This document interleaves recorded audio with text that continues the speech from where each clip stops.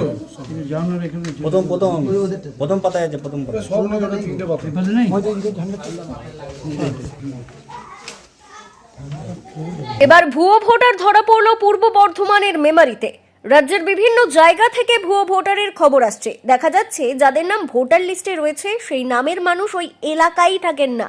এবার সেরকমই ঘটনা ঘটেছে পূর্ব বর্ধমানের মেমারি থানার নিমো 2 গ্রাম পঞ্চায়েতের সরডাঙ্গা এলাকায়। আজ ভোটার লিস্ট খতিয়ে দেখতে এলাকায় হাজির হন মেমারি বিধানসভার বিধায়ক মধুসূদন ভট্টাচার্য। সেখানে দেখা যায় দুটি নাম রয়েছে যে নামে ওই এলাকায় কেউ থাকেন না। এমনকি এই নামের মানুষ কেউ চেনে না, ছবিও কখনো দেখেননি। কেউ কিভাবে এই নাম ভোটার লিস্টে উঠছে প্রশ্ন।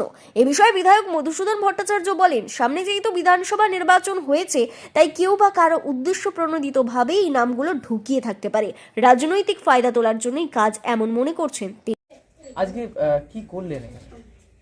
আজকে এখানে আমরা 195 পার্টে আমরা ভোটারদের বাড়ি বাড়ি যাচ্ছি। আমাদের মাননীয় মুখ্যমন্ত্রী নির্দেশ মতো যে প্রত্যেক জায়গাতেই লক্ষ্য করা যাচ্ছে পশ্চিমবাংলার প্রত্যেকটা জায়গাতেই প্রত্যেকটা বুথেই কিছু না কিছু এরকম ফলস ভোটারের নাম ঢুকে আছে। এখানেও কিছু পেলেন নাকি? এখানেও আমরা যতটুকু দেখেছি তার মধ্যে দুটো নামকে আমরা আইডেন্টিফাই করেছি। একটা হচ্ছে 786 সিরিয়াল নাম্বারে শেখ আব্দুল মুক্তার, যার বাবার নাম এখানে দেখানো আছে সালেহা বেগম। অ্যাকচুয়ালি এটা মেয়েদের নাম সালেহা বেগম। তো এখানে বাবার নামটা যা ভুল আছে কিন্তু ওই ভোটারের কোনো এক্সিস্টেন্স এখানে নেই, ভোটার এখানে থাকেই না। এবং এই নামটা নতুন করে যোগ হয়েছে উদ্দেশ্য প্রণোদিতভাবে, এটা আমরা অনুমান করছি। তার সঙ্গে সঙ্গে আরেকটি নাম আছে যেটা হচ্ছে 766 সিরিয়াল নাম্বারে, তার নাম এখানে রয়েছে জামাল শেখ। পিতার নাম দেখানো হচ্ছে ওসমান শেখ। তা বয়স 59 বছর। তা এটাকেও এখানকার লোকেরা আইডেন্টিফাই করতে পারছে না এবং অনেকটা জায়গায় ঘোরা হলো। এখানকার যারা আমাদের ভোটার লিস্ট দিয়ে কাজ করেন, যে সমস্ত কর্মীরা অবিরত কাজ করে ইলেকশনগুলো পরিচালনা করে, তাদের সঙ্গে নিয়ে আমরা বেরিয়েছি এবং এই দেখা যাচ্ছে এই দুটো নাম। কি কোনো ভুল মনে হচ্ছে নাকি কোনো উদ্দেশ্য? এটা ভুল নয়, এটা উদ্দেশ্যমণ্ডিতভাবেই করা হয়েছে। কেননা হঠাৎ করে দুটো নাম মাঝখানে ঢুকে গেল। এটা উদ্দেশ্য কি হতে পারে? উদ্দেশ্য হতে পারে যে আগামী নির্বাচনের ক্ষেত্রে যাতে এই ফল অন্য দল, বিপক্ষ রাজনৈতিক দল তারা গ্রহণ করে। এবং এখন তো দুটো সবাই পাওয়া গেছে।